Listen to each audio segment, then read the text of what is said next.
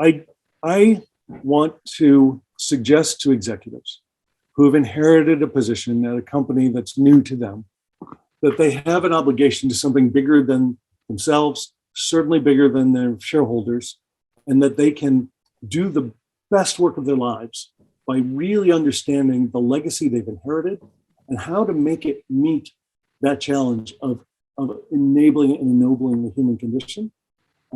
Find it in the origin story of the company, become proud of it, own it for yourself, and if you can't, resign. Hand the reins to somebody who gets that and will be able to properly represent the company, because in fact, you're operating on a false contract. If you can't really represent the company, you are hired to make that company all it can be, or that enterprise.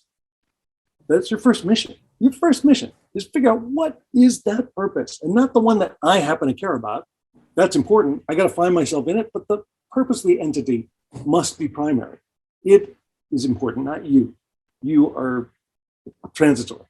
And I think the ethic that we've had historically about the great man kind of sense that we've had that the human is the important thing is flawed.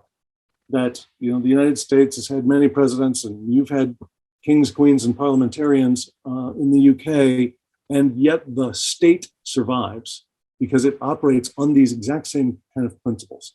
And it's not about the individual. We can celebrate the great leader in the moment, but why would you celebrate them if they're not helping to achieve the goal of the entity? And that's why selfish actors rise and fall. But it's actually the more humble leaders who propel the enterprise, propel the mission, propel the purpose to the next generation.